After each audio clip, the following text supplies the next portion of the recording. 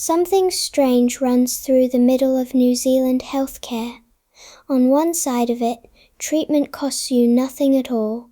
On the other side, you reach for a bank card before you sit down. This divide does not separate serious illness from minor illness. It does not separate rich people from poor people. It runs between the hospital and the family doctor. Hospital care here is free for eligible people. A visit to your local doctor is not.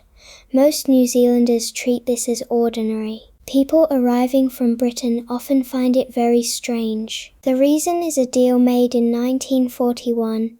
That deal decided where the price would sit, and the price never moved again. The promise came first, and it was a generous one. In 1938, Parliament passed the Social Security Act. It is one of the most important laws this country has ever written. It built a national pension and a wide set of benefits. It also promised something close to free health care for everybody, free hospital treatment, free medicine, support for mothers giving birth, and free visits to your own doctor. 3 of those 4 things arrived. The 4th one hit a wall. The wall was the doctors. Family doctors at that time belonged to a professional body called the British Medical Association. Their New Zealand branch refused to be paid by the state. The argument was not only about money. A doctor paid by the government, they said, ends up working for the government. They believed the relationship depended on a patient handing over payment directly, so they said no, and they kept saying no. For 3 years, the free doctor visit existed only on paper. The state could promise the service. It could not force any doctor to accept its money. Then came the compromise, and this is the part to hold on to. On the 1st of November 1941, a new scheme started. It was called the General Medical Services Benefit. The state paid the doctor a set amount for each consultation. The rate was 7 shillings and 6pence. Night calls and Sunday calls were worth more. A patient could pay the full fee and claim money back afterwards, or the doctor could claim from the fund directly. And then one more rule was written in. The doctor was allowed to charge the patient an extra amount on top. The subsidy was a floor. Nobody made it a ceiling. Think about what that actually created. The state did not buy general practice. It bought a discount on a private service. Family doctors stayed private businesses, and they still are. Most general practices in this country are privately owned today. Some are owned by the doctors working in them. Some belong to companies, trusts, or larger groups. Public money flows into them. Public ownership does not. The payment method did change once in 2002. New Zealand stopped paying per visit and started paying per person. The technical word for that is capitation. A practice receives a yearly sum for every patient enrolled with it. The sum depends on things like age. A small child can attract more than $500 a year. A healthy man in his 30s attracts under 100.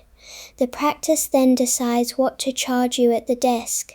Government limits how fast that charge can rise each year. It does not set the charge itself, which is why the same 15 minutes has a different price in each suburb. One Auckland clinic may ask around $90. Another clinic a few streets away may ask under $30. Very low-cost practices hold their adult fee near $20. Children under 4 cannot be charged at all. None of that is a scandal, and nobody broke a rule. It is the 1941 design, still running. Now the consequence, which is the part that touches your life. New Zealand places its price at the front door of the system. The front door is the cheapest room in the whole building. An appointment with a family doctor costs the country very little. A hospital bed costs it a great deal. But a price at the door changes what people do. A National Health Survey asked adults about this in 2024 and 2025. About 1 adult in 7 had skipped seeing a doctor because of cost.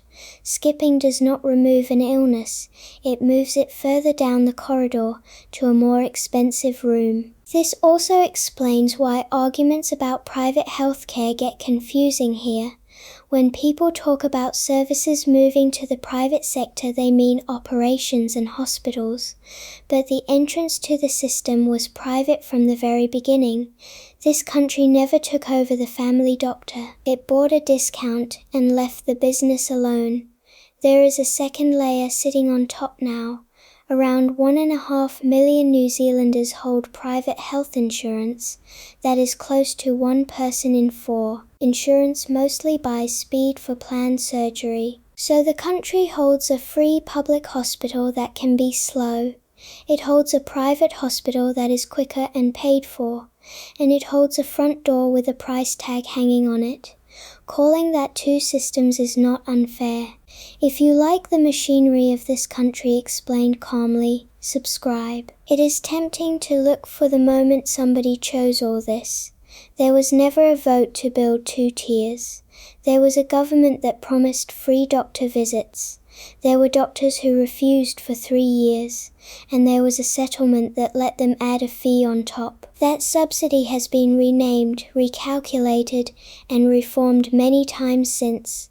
The fee on top has never once been taken away.